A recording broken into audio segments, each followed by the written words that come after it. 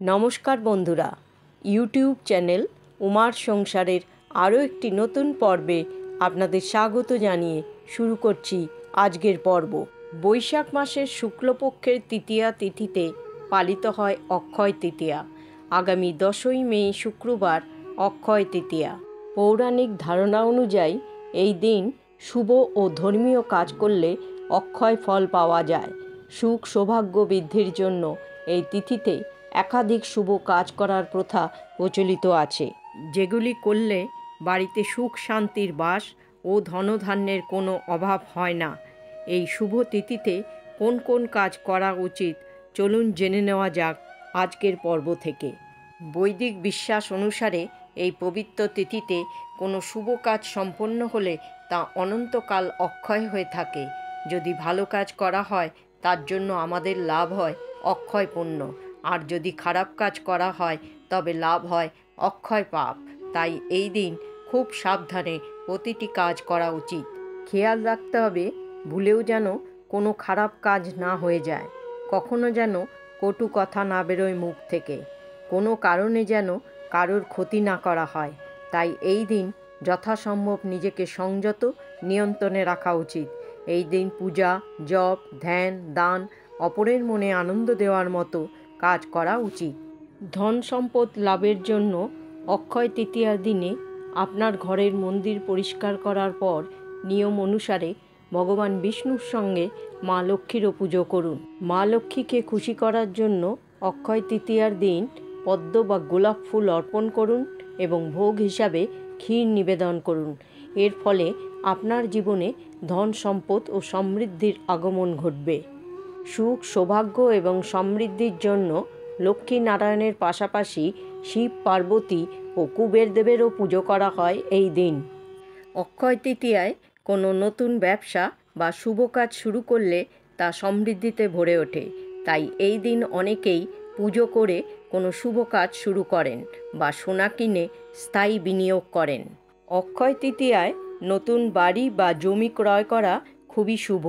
এছাড়াও গাড়ি এবং বাড়ির নানান আসবাবপত্র কিনলেও সংসারের শ্রীবৃদ্ধি ঘটে। অক্ষয় তৃতীয়ার দিন সোনা বা রূপোর গয়না কেনা বিশেষ শুভ বলে মনে করা হয়। কথিত আছে, অক্ষয় তৃতীয়ার পবিত্র দিনে সোনা বা রূপো কেনা হলে তা জীবনভর অনন্ত ফল প্রদান করে। এই বিশেষ দিনে সোনা বা রূপো কিনলে কয়েক গুণ সম্পদ লাভ করা যায়। সোনা বা রূপো কেনা সম্ভব না হলে যে কোনো ধাতুর কোনো জিনিস কিনে আনাও শুভ বলে বিবেচিত হয়। অক্ষয় তৃতীয়ায় গঙ্গা বা কোনো পবিত্র নদীতে স্নান করার বিশেষ মাহাত্ম্য রয়েছে। স্নানের পর অসহায় ও দরিদ্রদের দান করা শুভ। এর প্রভাবে অক্ষয় ফল লাভ করা যায়। ব্যক্তি জীবনের প্রতিটি ক্ষেত্রে সাফল্য অর্জন করতে পারে। ধর্মীয় বিশ্বাস অনুযায়ী অক্ষয় তৃতীয়ায় তীর্থ স্নান করলে ব্যক্তির জন্ম মৃত্যুর বন্ধন থেকে মুক্তি পায়। এই তিথিতে পূর্বপুরুষদের উদ্দেশ্যে তর্পণ শ্রাদ্ধ অনুষ্ঠান করা শুভ বলে মনে করা হয়। এছাড়াও পূর্বপুরুষদের নামে দান করলে অক্ষয় ফল লাভ করা যায়। এই উপায়ে আপনার পূর্বপুরুষদের আশীর্বাদ লাভ করবেন এবং কোনো পিতৃদোষ থেকে থাকলে তার থেকে মুক্ত হবেন। শাস্ত্রমতে অক্ষয় তৃতীয়ায় কারোর কাছ থেকে ধার নেওয়া বা কাউকে ধার দেওয়াও উচিত নয়। নিজের সামর্থ্য অনুযায়ী উৎসব পালন করুন। এই দিন কারোর কাছ থেকে টাকা চেয়ে কেনাকাটা করবেন না।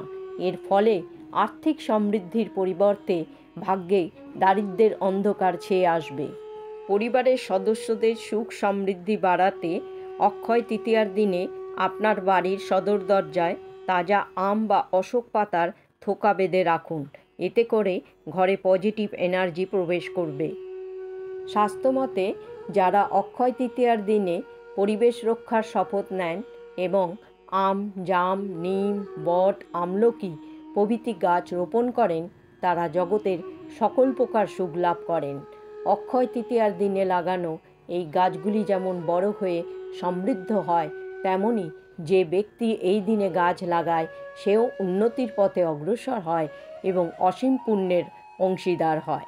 অক্ষয় তৃতীয়ার দিনে জলভরা কলস, পাখা, পাদুকা, ছাতা, চাটাই, চাল, ঘি, চিনি, তরমুজ, শশা প্রভৃতি জিনিস দান করা অত্যন্ত শুভ বলে বিবেচিত হয়। পারলে এই দিন 5 জন বিবাহিত মহিলাকে আলতা ও সিঁদুর দান করুন। অক্ষয় তৃতীয়ার দিনে বাড়ির কোনো অংশ অন্ধকার রাখবেন না। এই দিনে বিষ্ণু সহস্রনাম পাঠ করুন। এই বছর 5টি শুভ যোগে পালিত হবে অক্ষয় তৃতীয়া। বিয়ে, উপনয়ন বা পৈতে, অন্নপ্রাশন এবং গৃহপ্রবেশের মতো শুভ অনুষ্ঠান এই দিন করলে সুখ ও সমৃদ্ধি লাভ করা সম্ভব হবে।